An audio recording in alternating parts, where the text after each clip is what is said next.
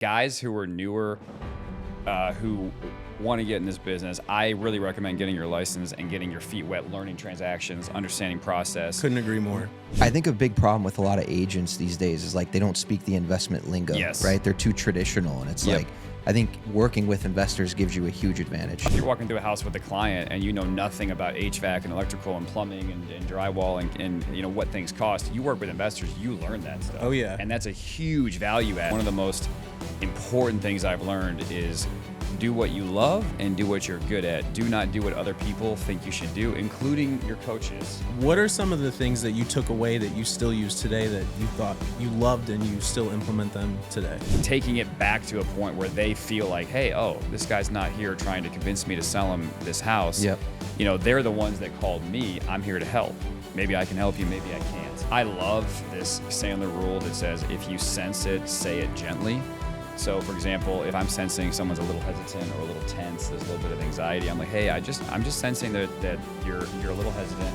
Is there something that I've missed or any way that I can help? Because I want to make sure that you're comfortable. What are some of the biggest mistakes you think new wholesalers are making today? I think as a new wholesaler, you have to create an organized framework for yourself that you will stick to and adhere to so you can measure your results. If you find something that works, even if it's not the most sexy thing in the world, Yep. you find something that works and you stick to it. There are these lessons where you go, hey, rehabs look great from the outside. On a Yeah. pro forma, they look On a great. pro forma, they look sexy and beautiful. Unless you are phenomenal at project management, you should not be doing rehabs.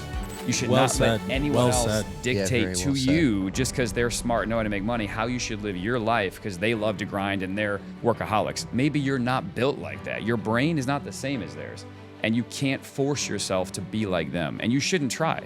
So getting to know yourself, really caring for yourself in this way, understanding what you want out of your own life, only you can choose that. Welcome back to another episode of the Real Talk Podcast. I'm your host, Nick Furman, I'm your other host, Anthony Slane. and today we have the one and only Isaac Rowe with us. Welcome to the pod, man. Thanks for coming on. Thanks, Nick. Appreciate you Welcome guys. on, man. I think it's cool, this whole podcasting thing. You know, it's great because it brings people together, and although we're in the same industry, we probably wouldn't have connected if it wasn't for this podcast. So I think that's super cool. And like I said, thanks for coming on, man. This is Yeah. great. Well, I actually have a backstory to give on how Isaac and I connected a long, long time ago. So when I first got into wholesaling, I think it was like 2019, 2018, right around there. Isaac was one of the first buyers. I don't know how we connected, but I don't connected remember. with you somehow. I don't know if I was trying to call properties that were just sold or something, connected Yeah. with you somehow. And Isaac was like, hey, man, like, I was new. He was like, let's sit down and grab some coffee. So I met Isaac at Panera in Fairview. I think it was, yeah. Or Is Rocky that River or Fairview? It's right there on the It's somewhere. border. Yeah, it's right there. And man, Isaac sat down with me, gave me a ton of information I was able to take and implement. He swapped buyers lists with me. Oh, wow. And it was just like he didn't have to do that. And Yeah, of like to course. me, like I've never forgotten that my entire real estate journey, and I try to give that same energy off to people that I just meet that, that are man. getting into it. So Love that, dude. I want to thank you for that. But that's Oh, dude, I remember you. I remember meeting with you. You were young, bro. Then. Yeah. You were young. Yeah. And I will tell you, man, I was thinking about this today on the way here. I was thinking like, I have met with a lot of people over the years. I've been doing this since 2012. I'm starting to become like an OG. In the You game. are I'm an like, OG, bro, I don't know man. if I like that or not, but I've been doing this for a while now, and I've met with a lot of people over the years. And you're like one of 3 or 4 who like made it, still doing it, building, growing. And I love seeing that because it's not that common that people. I mean, I'm assuming it's like that in any business, but in this Yeah. business, I've seen so many people come and go. And you have staying power, dude. And you guys have built something awesome. And it's just great to be able to hang out with you guys. It's a cutthroat business, man. It's not Yeah. an easy one to No. to build up and to sustain. It's tough. There's a lot of pits and valleys, but it's a great business when you really ride it out and you figure out what works. And I've seen too that it's just it feels like it's a low barrier to entry, right? But what people don't really understand, I had a great coach years ago who told me like, hey, this is really marketing and sales business. You're not even in real estate, right? If I'm flipping houses and I'm project managing, that's more connected to real estate. What we actually do is marketing and sales. Yeah. So I run everything virtually. I think you guys are the same. Yep. And we run everything over the phone. It's a phone sales company. There's ad spend. There's lead management. There's follow up systems. There's having a dialed in CRM, and you always have to be building, improving, hiring, staffing. So when people think about wholesaling, it's one thing to be, hey, I'm going to wholesale a deal here and there and try to, but if you're actually going to do it the right way and build this over time, you have to start to think like a marketer. Yeah, there's a big difference from wholesaling to operating a business, Yep. right? Like you can wholesale a few properties a year, just one-offs, and then there's building an actual business Yes. around transactional real estate. And that's right. that's a challenge. It's like a whole different planet. Yeah, for But sure. I will say there's a lot of successful one-man shows out there. Oh, You yeah. could be a one-man show and go Yes, out there and produce definitely. $1 million worth of flips, wholesales, Definitely. listings, and you could have a great business for yourself. Yes. You just be working a lot more hours. Yeah. I did that for years. So I did that for 4 or 5 years where it was just me, and then I had an admin part-time, then an admin full-time. It kind of grew it slowly. And then the big turning point for me was when I was in Homevestors. I don't know if you guys know the We Buy Ugly Houses Yes. franchise. So I bought that in 2015, sold that franchise in 2020, just before COVID, like literally in February 2020. Thank God. Yeah, good because- timing. Oh, dude, the cost per lead in Homevestors during COVID went from like $200 or $300 to $800 a lead. Whoa. It was just not sustainable. Yeah. You just couldn't build a business. So the guy I sold it to, he still has it, I think, but I told him not to buy it. I'm like, bro, you shouldn't buy this, but he was gonna buy it anyway. So I'm like, we just buy mine at like a discounted rate, right? Like, Wow. I'll just sell you mine at a discount. So I got lucky to get out of it when I did. But then I hired my brother, and that's when I really started to build my own company, and that's back in 2020, right? So I want to take it a step back real quick Yeah. because obviously you know my sort of backstory and how I got into the business. But as far as you, like how I know you don't like this, but OG, how were you introduced to real estate and to wholesaling? I know wholesaling is I know you have rentals and you Yeah. do flips, but Yep. wholesaling is like your main type of business, Yes. right? Yeah. So how did you sort of get introduced to it, and like what did your first deal look like? Those first steps for you getting into the business? So I originally got into the business in 2012. I got my real estate license. No, actually in January 2013, but I started working for a company kind of mid 2012. I was coming out of banking. I did not want to work in banking. I can't work for other people. I've got to do my own thing. And I've always loved real estate. I've always loved investment. I read all the books when I was a teenager, all the Rich Dad Poor Dad and all the big books that we all know about. And I really hit a point where I'm like, you know what, I'm going to go do this, right? So I had no kids. I was at a point in my life where it was a good moment to make that shift. And I just dove right into real estate. What happened is I got my license and I tried a bunch of different stuff. And I very quickly, and I knew this would happen, but very quickly I ended up working with investors primarily as a real estate agent. Guys who are newer, who want to get in this business, I really recommend getting your license and getting your feet wet, learning transactions, understanding process, Couldn't agree more. building clientele. That's And how I working got with started. investors, right? 100%. I think a big problem with a lot of agents these days is like they don't speak the investment lingo, Yes. right? They're too traditional, and it's Yep. like I think working with investors gives you a huge advantage. But I'll huge. tell you also why you should. The average person who buys a house to live there, they're not buying another house. I don't know what the average is, but it's probably 10 years at least, right? I think it's around 7 years. I was is the going to say average. somewhere in Yeah. that neighborhood. So it's with an investor. Yeah. You find the right investor, they're buying multiple houses every month. Yes. So it's Yes. you can benefit a lot more from speaking the lingo, knowing how the deals flow, knowing what they're looking for. You'll make more money with a higher volume of transactions. And you learn a lot about what it actually takes to renovate a house, manage a house. Right. You learn about, like, if you're walking through a house with a client and you know nothing about HVAC and electrical and plumbing and drywall and you know what things cost, you work with investors, you learn that stuff. Oh, yeah. And that's a huge value add that a lot of agents, they don't really know that much about that stuff. They don't really manage those things. So if you want to get an edge in the business and create consistency in your cash flow, in my opinion, as an agent, you need to work with investors. Unless you are, a seasoned veteran agent who's been doing this a long time, who's Right. really built their business to the point where they don't need to do that. But if you're newer, 100% agents, the way to go.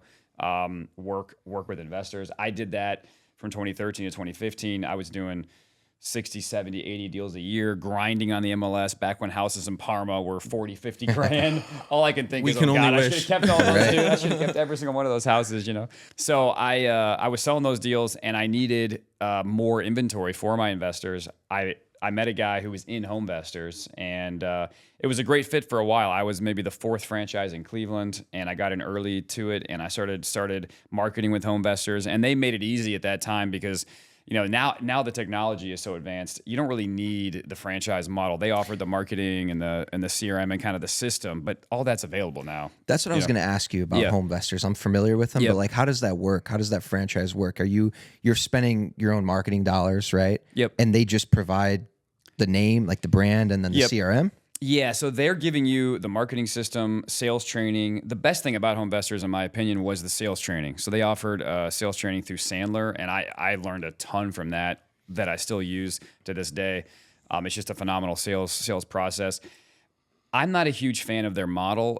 They made it very hard because to scale it properly, you're dealing with a lot of franchise fees and costs. Well, this is an expensive business, and you're going to make some mistakes. You're going to lose some money, and essentially, even if you lost money on a flip, you had to pay them. If you did a fee, if you had any kind of revenue, you had to pay them. You did any deal, whether with them or without them, you had to pay them. Was it a fixed percent? Yeah, so there was a lot of variable based on that, but Okay. it was, I mean, the average was, 1 to 5%, depending on how far along you were and how experienced you were. When you're new, you're paying the maximum fees. Well, you're also are the worst you're ever going to be in this business when you're new. So if you flip a house and lose 10 grand, you're also paying them 5 grand. So your loss is 15 grand. Yeah. But there's a franchise fee up front, and then they take a royalty, Yes. I guess you can call it, on any assignment fees you Yes. do. Seems to me like it's a lot of like you're paying for the brand, right? And then the sales 100%. training and whatnot. But And the brand, in my opinion, and no offense to any of my Home Investors friends, but it's overrated. Like, I have my own brand now. We advertise on TV and online. The brand is irrelevant. Like, Right. it's really, your brand matters, but it's once you get a lead in the door, it's all your system, your process, your follow-up, and now, there are all kinds of marketing companies. The CRM stuff is dialed in. You don't need what they offer to me at this point is basically irrelevant. Why would I pay them to do stuff I can do on my own, Right. Without having to pay massive fees? I think the branding can be important. It can help, but to me, I mean, you know how many deals we've done. We don't have a ton of repeat customers, Yep. right? So it's a lot of, I'm in this situation in my life, and it might be the only time I'm ever in it, and I need to sell this house that I inherited or something, right? So to them, it's like if you see billboards all the time everywhere and it resonates with you, I mean, that could be a strategy, right? But also at the same time, it's like if you just call that person at the right time and you have a good conversation with them, you can pick that lead up just as easy. It does have some value, but the cost to get that value is very, very limited. The other thing that I'll say is their marketing process and system was like, hey, everyone spends money. It goes in the same marketing pot. You have $150,000 a month in advertising. I think at one point we're up to 200 grand a month in advertising. We're mailing every single thing you could possibly mail. They're on TV. They're hitting billboards. What you're doing is you're saturating the market lead wise, and then the leads are like a round robin system. So the cost per lead just kept going up and up and up and up. Yeah, right. So makes the more sense. people that came in, the more money you had to spend to get the same amount of leads. Right. So they tried to spin that in their own way. But to me, that made it unsustainable. I kept having to spend more money to get the same results. But you got value out of it on the Yeah, on the sales 100%, training side. 100%. So go back, right? Yeah. And then where you left off. You went to Home Investors and kind of how'd you get to where you are today? So I went to Home Investors. I did that until 2020, and then I decided to sell the franchise and do it on my own. I kind of hit a wall where I kept trying to grow, and I couldn't grow. And I read a book, Traction, and then they have another book called Investor Fuel, maybe? No, not Investor Fuel. There's another book anyway that talks about having a COO and like a CEO combo. And I hired my brother, who's a super smart dude, and I hired him in 2020, and we went off to build our own systems, our own processes, our own company. Now that was a giant undertaking, and we've done very well, but we've learned a lot of tough lessons over the years. Expensive lessons, I'm sure. Expensive lessons for sure. And now we're really at a point where, I've through that process over the past 10 to 15 years, one of the most important things I've learned is do what you love and do what you're good at. Do not do what other people think you should do, including your coaches. I've had some of the best coaches around, they're building based on their skill set, what they're good at doing, and their perception based on what they can bring to the table. I suck at project management. I hate working with contractors, right? For some reason, we're up to 10 to 15 flips at once. And this is years ago. And I hated my life. I was miserable. I was very unhappy with what I was doing. But I did it because that's what you do, right? I'm in real estate, so I flip houses, right? What I've really learned now is I'm really a marketing and sales guy. I love it. I love marketing and sales. Yeah. I'm very good at marketing and sales. It's my jam, right? Well, why don't I just wholesale more? I'm always going to buy and hold because I want to build the wealth and value creation. So now I'm doing very easy flips only, and I'm doing a lot of buy and hold. I keep my contractors busy, and then I wholesale everything else. I'm more profitable, and I'm much happier doing that, even though a lot of the gurus tell me, oh, you're doing it wrong, close and list, flip more. Yeah, you find out what works for you. Find and you run out with it. what works for you and focus on your own skill set. So with that being said, how many flips are you doing today? Like this year, how many flips do you think you'll do? I've done 2 this year. And what made you say I want to flip these 2 houses? So they're very, very light, easy turns that we could do in about a month. They were, 15 to 30K rehabs, nothing major, very, very good deals that are just great solid buys that are easy to turn. Now, the other side of it is I'm very good at selling deals at a premium number to investors who will pay a strong number, right? So it's a turnkey flip type of, you're saying? No. So yeah, to clarify, so I am flipping to the retail market. I do not turnkey flips. anything. Okay. No. Sorry. I do not turnkey I got anything. confused there. No. You're good. But I do a lot of renovations to buy and hold. If I'm going to put all the work and time and effort and energy in to a project, I want to get paid over time. Yeah. Forever. Yeah. Basically. No, that makes complete sense. Yeah. That makes complete sense. So you mentioned the sales process from Homevestors. What are some of the things that you took away that you still use today that you thought you loved and you still implement them today? There's a lot, man. I love sales. Sales is my jam. I love talking to people, and I really enjoy effective communication. And I'm huge on being as effective as I can be. So for me, one of the biggest things is just the overall approach to sales. This older style kind of pressure, feature benefit type selling, where here's all the great things I can do for you. Here's how awesome I am. Here's why you should work with me. None of that really works anymore, in my opinion. And if you're doing it, you're putting pressure on people. Well, if you learn about basic psychology, you understand that people don't respond well to that stuff. It's just kind of what we did for years and years and years. So I take a much more consultative approach. I'm here to help you solve this problem. Is there value I can add? Maybe I'm not the right fit for you. I love saying things like, hey, this may or may not make sense. If this works out, this might not be the right fit for me. Taking it back to a point where they feel like, hey, oh, this guy's not here trying to convince me to sell him this house. Yep. They're the ones that called me. I'm here to help. Maybe I can help you. Maybe I can't. That kind of energy creates a whole different conversation, which is much more collaborative. Like, how do we get on the same side? How do I help you understand if this is going to be the right fit for me or you?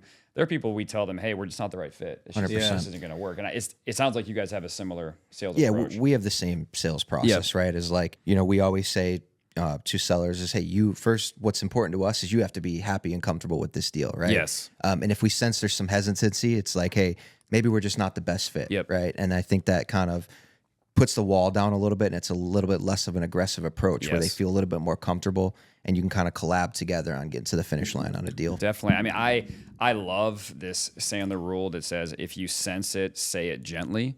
So, for example, if I'm sensing someone's a little hesitant or a little tense, there's a little bit of anxiety, I'm like, hey, I'm just sensing that you're a little hesitant.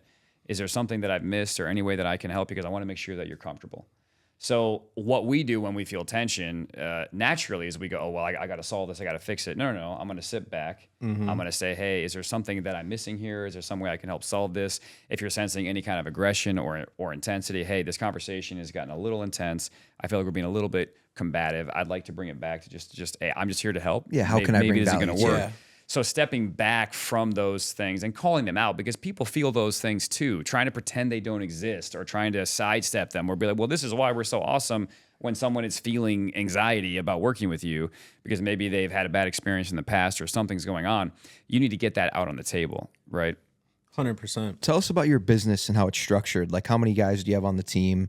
What kind of marketing do you do? Bring us close to that. So, yeah, I mean, I've done all kinds of stuff in that realm. I tried to build a more of a W-2 style in-house office, and I know a lot of people do that really well. I did that kind of in 2020, 2021, 2022. We had 7 or 8 people. We had W-2 payroll. We're making a fortune, spending a fortune. I'm making the same amount of money I always made, but I just have a lot more stress in my life. So I backed away from a lot of that. We are now running the company virtually. So all of my staff is out of Mexico.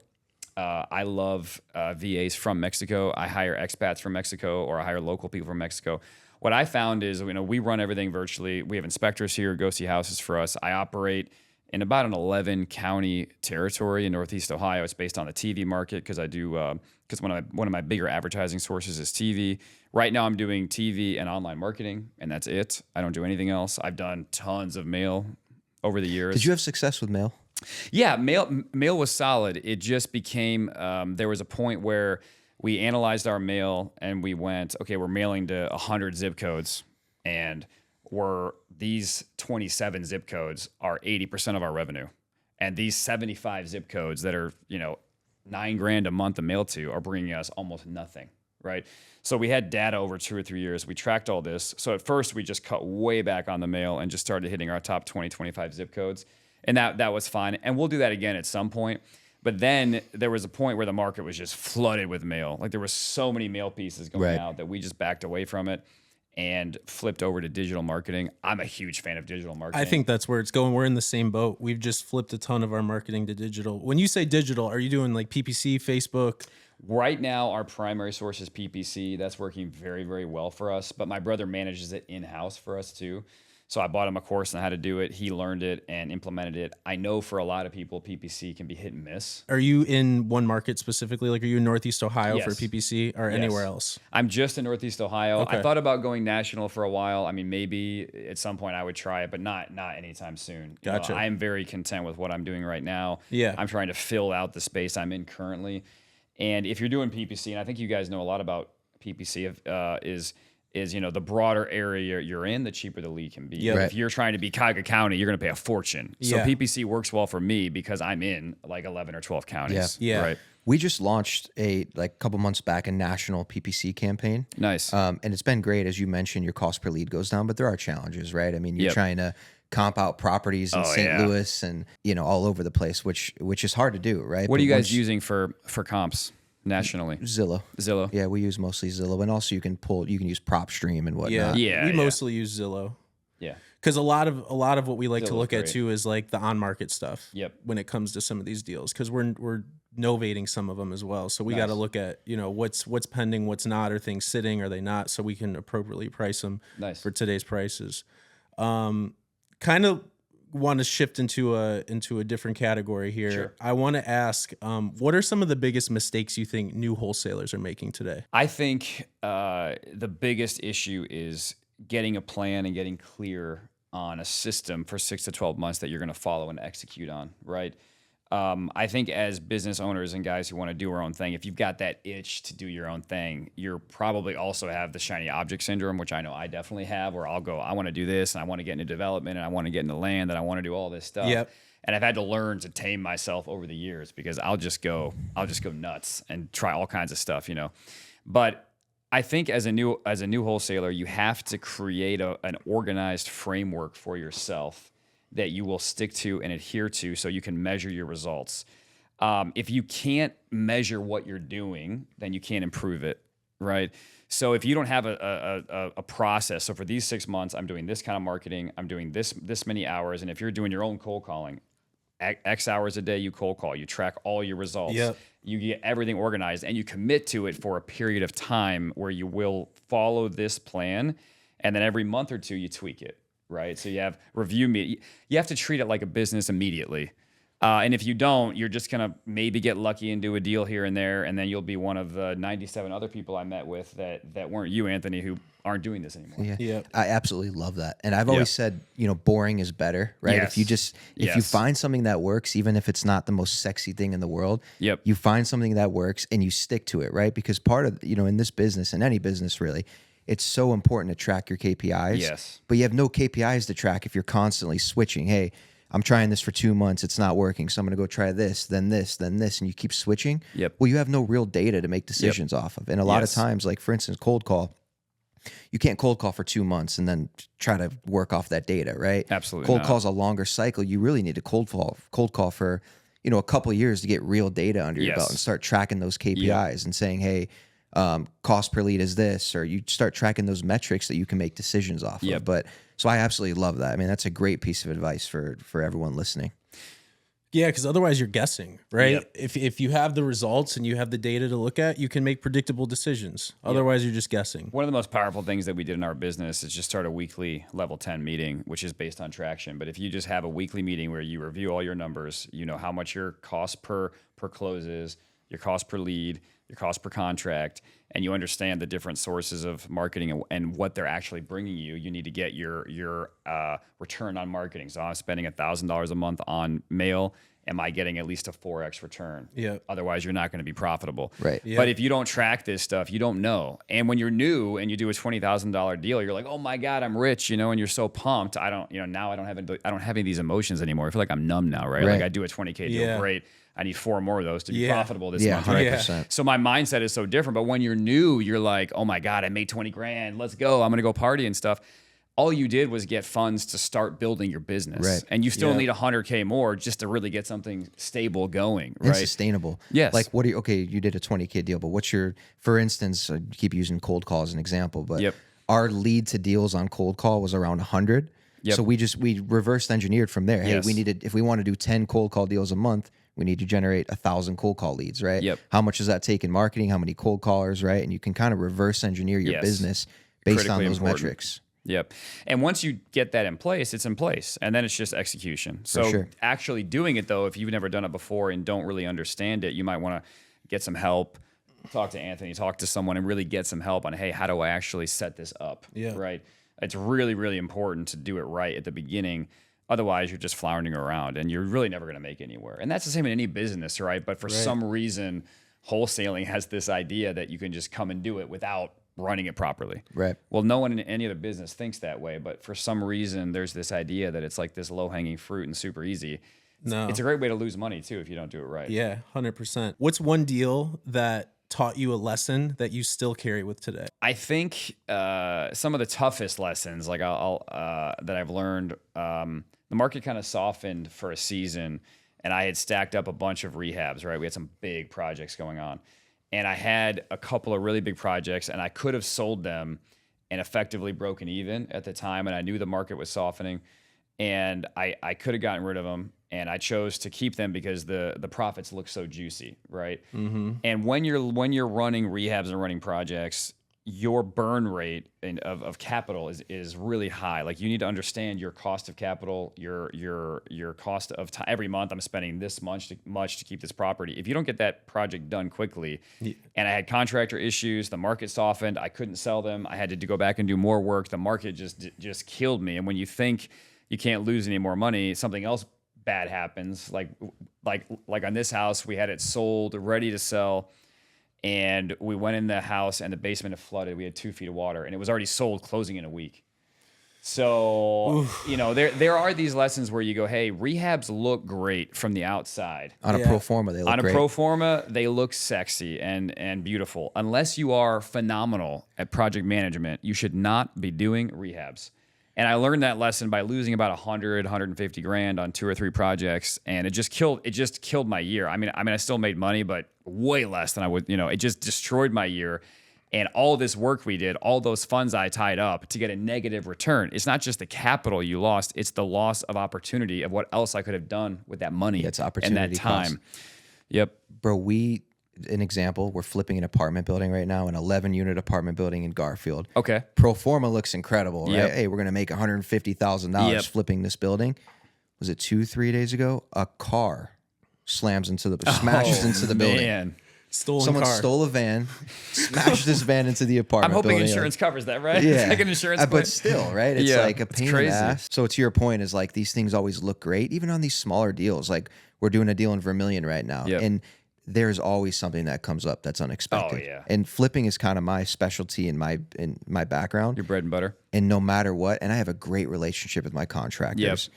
But you're always going to deal with something, right? And it's never going to go perfect. So if you think you're going to make $50K on the deal, 9 out of 10 times you're going to make a little less than 50. Yep. And this is why I have a hard time with the influencers who tell new people, you got to close on everything you can and maximize your profit margins. I'm like, they can't maximize their profit margins the way you can because they don't have your contractors, they don't have your systems, they don't have your experience. They've not learned the painful lessons you've learned over the years. Mm-hmm. They cannot replicate what you built in a year. It's going to take them years to build what you built, 100%. right? Unless they're just have incredible connections. And even if they do, to your point, there's still things that come up and lessons learned. I literally this week, I have a rental property and the septic tank area just collapsed, right? So we got to fit, and that's a rental property. It was a great deal, but stuff goes wrong is the point. When you own property, stuff goes wrong, and there's a lot of things that can go wrong, and you have to factor this in. What areas do you buy and hold in? So right now I'm buying and hold. I do not buy and hold in Cleveland at all. I have one rental left in Cleveland. I like Lorain, Elyria. I like Lake County. And that's really all I'm buying right now. Lorain and Elyria are like hidden gems. Yes. I swear. I go through, like, because we've done, I don't know, we did a handful of deals in Lorain last year and even this year. And I've just, because I live over in Sheffield, I'm kind of close by. So, you know, I've driven some of these deals and there are some nice pockets with some really nice streets over there. And I'm just like, some of the prices, Cleveland prices are going up, even on the east side. I mean, you see houses sell, you know, turnkey houses selling for over $100,000 now, and it's like in Lorain and Elyria, in certain pockets, you could still pick them up for really cheap prices. We just bought one on 16th Street in Elyria. We bought it about a month ago. I got a great rent-ready guy now. He turned it over in 3 or 4 weeks. It's done. ARV is maybe 120 to 140, depending on finishes. We'll be in it for about 80. All in. We bought it for 60. We put about 20 into it. It'll rent for, it's a 4-bedroom, so the rent should be $1,400. Yeah, good deal. Might do Section 8, but those are the kind of rentals I like. I can find those deals in Lorain and Elyria. And you can get those deals in Cleveland too, but you're dealing with lead-based paint. You're dealing with a judge who is very anti-landlord, and hopefully that'll be changing soon. But right now, that's the reality of what's happening. Evictions are a nightmare. It's a very difficult market. There's a lot of headwinds that make it hard to be profitable in Cleveland. Go ahead. No, I was gonna say the type of property that you're describing right now. We were just talking about flips and why it's tough to get into flips if you don't have the experience. I personally think if you maybe want to get your feet wet and you want to do your first flip, having multiple exit strategies on that deal is ideal, right? So if you flip it and you put the money into it, you put it on the market, maybe you're not getting the result you wanted. Okay, if this thing cash flows, just refi it. Yes. Now you can hold on to it and you're not under the stress of, I got interest only payments, I got to sell this thing on the market, I'm not getting offers. Let's just refi out, pay off that hard money, let's hang on to it, cash flow a little bit, and wait till the market gets a little stronger, or just keep it. 100%. Yeah. I think to your point is, like, it's important when you're underwriting a deal up front. If it pencils as a flip, pencils as a refi or rental, it could pencil as a wholesale. You know you're buying a good deal. Yes. Right? Because if you can't flip it, like 100%. you said, we have 2 or 3 other exit strategies. You're safe. And also, tell me if you think I'm wrong here, but I feel like, and I think we're in agreement on this, the best houses to flip are the entry-level houses, the 150 to 200K type of price point, even less, even 125 to like 200. I mean, there's a big buyer pool for houses like that. 100%. So I love that market. I don't do high-end flips. I love that market of the sub 250. You know, the rule of thumb is you want to be close to the median price point, which is now in Ohio, it's up to the 230 to 250 level. It's somewhere in that range. You know, it used to be 160 to 180. Now it's gone up a little bit. But if you're at that number or within 10%, above it or less, you have all the buyers. Right. So, and you can normally cash flow in that range, right? So you have a backup plan if you mess it up. And it's easy. The other thing people don't think about when it comes to flipping is you have to do it right. You have to have the finishing work done right. And the hardest part of a flip is the last 5%. So all contractors can do the first 90%, and 10% of them can do the last 90% or the last 10% correctly, right? Where the finishing work is nice and sharp. Well, that's what sells the house. And that's what sells the house. Those are the things, the cheap stuff that doesn't actually matter to the structure is what catches people's eyes. It's what triggers their emotions. It's what they buy on. So, going out there and getting a contractor, make sure that he can do the last part of that flip correctly. Otherwise, you'll be in there micromanaging the hell out of that job, trying to get it done right. But if you can rent it and the contractor messes it up a little bit, you can still rent it and be profitable. You're safe. And the beautiful thing about real estate is, over time, you can make massive mistakes and lose 20 or 30 grand. If you hold the property for 10 years, you're going to make 50. Right. You're going to turn the 20 grand loss into a 50 grand gain. And that is like the beautiful, forgiving thing about this business is if you can hold it long enough, you will turn your losses into gains. Right. Without a doubt. What you said about Cleveland, right, is so true. Is, I've done a lot of work in Cleveland and now I try to avoid it, right? Just with, like you said, the lead stuff, which is such a racket, by the way. The evictions, at one point we were doing 5 to 6 evictions a month, and I said it on a prior episode, it's just ethically, you don't feel good, Yep. right? And you're spending so much time in eviction court, and it's like, all right, what am I doing? No, and you're just dealing with very difficult situations. A lot of those people have major mental health issues. There's all kinds of stuff going on that's very difficult to navigate. Yeah, and you're also asking people that, to pay. I mean, what are you getting for a 2-bed, 1-bath in Clark Fulton? $850 a month, $1,000 Yeah. a month, and these people are making $2,500 a month, right? So again, it goes back to like, well, this deal looks great on a pro forma, right? I'm rolling off a 15 cap, right? But what do you think's gonna happen when someone's making $2,500 a month and you're asking them to pay $1,000 a month? They might pay 2-3 months, but you're in eviction court 3-4 months down the line. I literally am dealing with this right now. I have not evicted many people because I've generally had higher end rentals. We do nice rehabs, and I'm very picky on the tenants. I've been pretty fortunate, but we had an eviction on a house I bought that had a squatter in it, and it was the guy's brother who moved in the house. And long story short, we got the eviction approved. He's got to move out by tomorrow.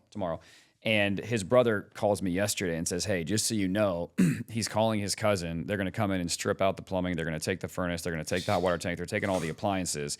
It already wasn't a great deal because the eviction has taken so long to get done. And there was a couple other factors at play. And so I emailed my attorney, and they're like, hey, there's really not much you can do unless you literally just, watch him steal the stuff at the house and call the police while he's doing it. So you have to pay someone to camp out of the house and call the police while he's... No, but he's like, there's nothing you can do. Almost the same exact story. And the guy's a crackhead, and it's sad. He's got major mental health issues. I mean, I'm not like, I understand he's got problems, and he had a very difficult life. Like I can have compassion, but it's still costing me a fortune. Of course. Right. So it's just the way it is. You got to be aware of this stuff. And that's in Cleveland. And it took forever to get this eviction done. So what about you like deals in Brook Park, Parma, Parma Heights? To me, that's like a great sweet spot because you can still cash flow in those markets. Yep. I've had success buying in Brook Park and Parma and those areas. I just got one recently that I turned into a rental that we just refied in Brooklyn. Yeah. Love Brooklyn. It was a great little area over there. I And love those areas. It's a step up in tenant class, right? You're dealing with less headaches.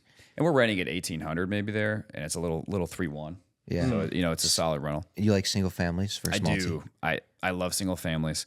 That 8-unit building I bought from you, I'm actually selling it right now. Really? We did a huge renovation on that. That was something I probably shouldn't have done. I saw you posting about it. You had a bunch of stuff. Something with the city went south. Yeah, so we had a contractor go in there who didn't do the work, and then he called the city on us. They came in. Nothing had really even started yet, but he made up this whole story.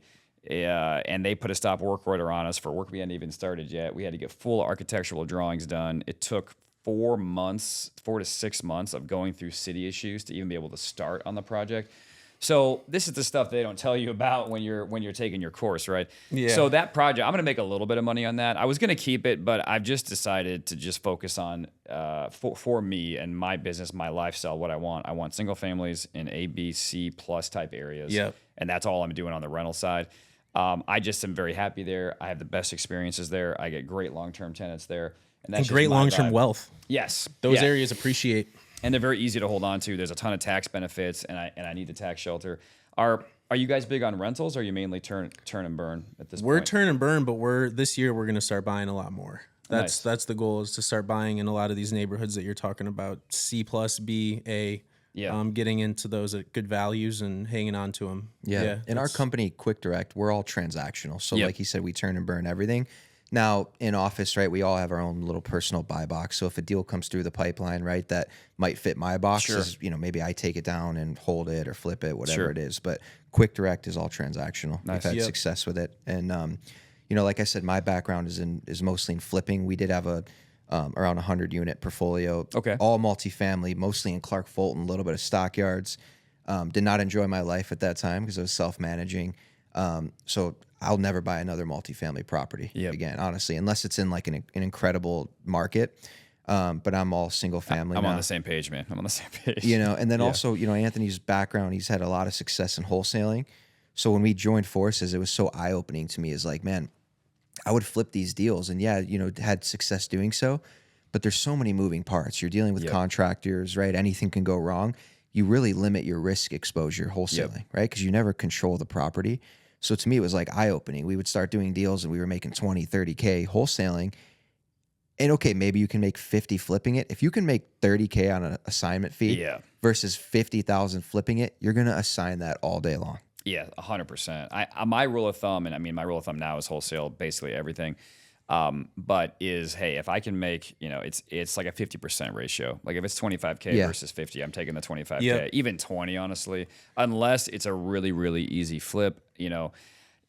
The other factor is if you want to flip at scale, you need multiple contractors. Well, then you have to manage those multiple contractors. Your life will be consumed unless you hire a project manager, which is a big expense, by managing these projects. Well, then you can't focus on finding more deals, right? So you're taking, your time is only, you only have so much time, right? So what do you like doing? What are you good at doing? What's the highest and best use of your time? For me, that's training my team, doing sales training, networking, building relationships, raising money, and just overseeing everything. And I do a little bit of sales work to keep myself sharp and because I like it, right? And that's my life right now. So I manage the team. We have 6 people. They're all VAs out of Mexico. I like South America, Mexico for VAs. That's been great for me. My experience in the Philippines has been terrible. I know some people have had success there, but I just don't like it. And that's my model. I'm also huge, and I think this is something that is a little bit like people don't factor this in, but it's really an X factor, and I don't know how you quantify it. But to me, quality of life is huge. Right, like I'm not the guy like I'm gonna grind till I'm 65 and then I'm gonna retire and then maybe I can travel and enjoy my life. No. I'm young, healthy. I'm huge on fitness and nutrition. I am trying to live my life at a maximum level my whole life. I'm not gonna. So I'm very much a work-life balance person. I love working. I will always do this, but I'm intentional about the lifestyle that I'm building. What kind of life do I want to have? What kind of life do I want to live? And I want to build that. That is personal to me. Right. You should not let anyone else dictate to you just because they're smart and know how to make money how you should live your life because they love to grind and they're workaholics. Maybe you're not built like that. Your brain is not the same as theirs. And you can't force yourself to be like them. And you shouldn't try. So getting to know yourself, really caring for yourself in this way, understanding what you want out of your own life, only you can choose that. And when you get too caught up in coaches and masterminds, and I've done all this stuff, guys. I mean, I've spent probably 150 to 200 grand on coaching and masterminds at least. And I hit a point where I just stopped all of it. I'm like, I know what I want to do. I've learned a lot and I'll probably do more of that again in the future. I'm not saying it's bad. It was great for a while, but I hit a wall. I'm like, I'm listening to all these other voices. I'm doing what everyone else thinks I should be doing. What do I want to do? Be in touch with yourself. Yes. Yes. How do I care for myself in that way? Because otherwise it's kind of self-neglect a little bit, right? Like you can be living in emotional hell. Like I've slept good my whole life. When I was doing 10 to 15 flips at a time, I couldn't sleep. Right. I was the worst 3 months of my life was trying to dig myself out of that and just stabilize and sell and go back to normal life for me, which is a pretty happy place. For sure. I think that's super impactful, and you said it as like, just really figuring out what works for you and rolling with it. Right. Yes. And I think, at some point in all of our lives, right, we had that grind mentality. And, honestly, years back, I was like, hey, I want to grow a massive team. And that was my goal. And I thought, a massive team, worked hand in hand with massive revenue. Right. And it's the opposite. And I think you're in like the perfect sweet spot. I always thought like 5 to 10, a team of 5 to 10, can do big numbers. Right. And that's kind of the balance of like, I just think it's a great place to be. It's a balance of like enjoying, living a quality life, right? And also doing big numbers in business. So I think that's great. Money is important to have a great life. Like you need to make money. Of course, we all need money. We're all trying to make a good living. But beyond a certain point, money doesn't impact happiness anymore, right? So I'm not that money driven. I'm much more lifestyle and quality of life driven.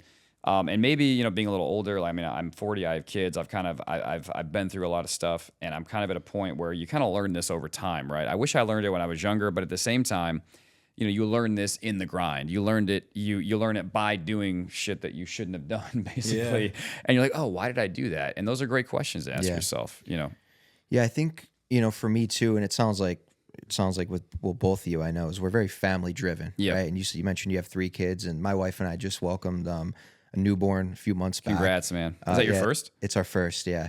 And I think for me, like having a kid was so eye-opening because prior to that is like you have all these, you're still driven, right? We're all motivated, but it's more so for me, it's like, okay, I have a family now. Yep. What does that look like for me? How do I want to take care of my family? What do we want to do?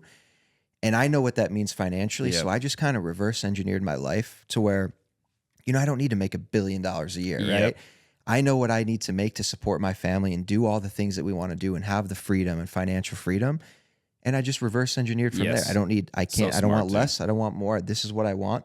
How do I go attack that? Right. Yep. And it's like just setting yourself up for that to where, there's so much beyond business, right? And it's family, and all of that. So to be able to, spend as much time with the people you care about and love is pretty cool. It's huge.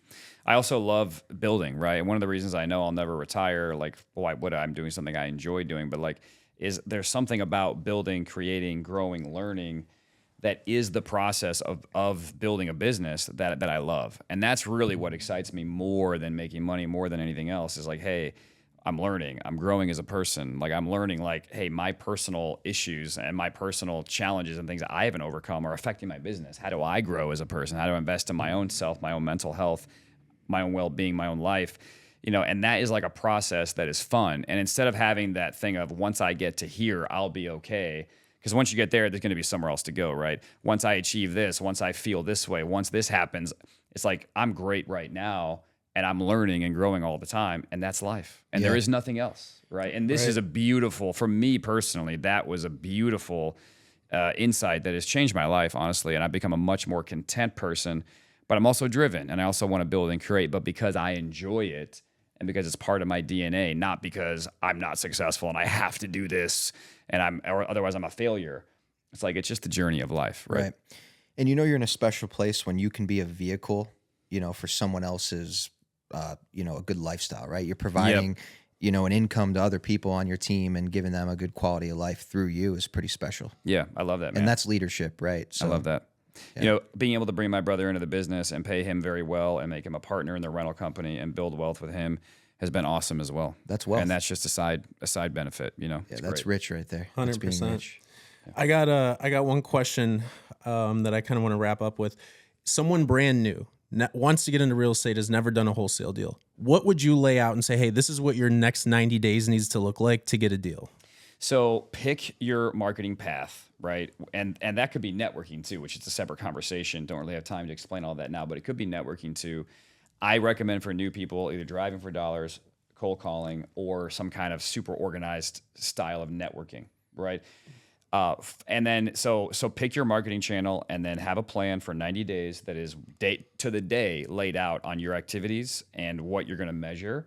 And that measurement is, lead flow, cost per contract. And then hopefully at the end of, in that 90-day period, you were doing 1, 2, 3 deals. Yep. You got to get over that hump, right? You have to be determined to not give up until you do your first couple of deals. A lot of people give up prior to that, or they do one deal and they got lucky because they weren't organized, and then it all falls apart.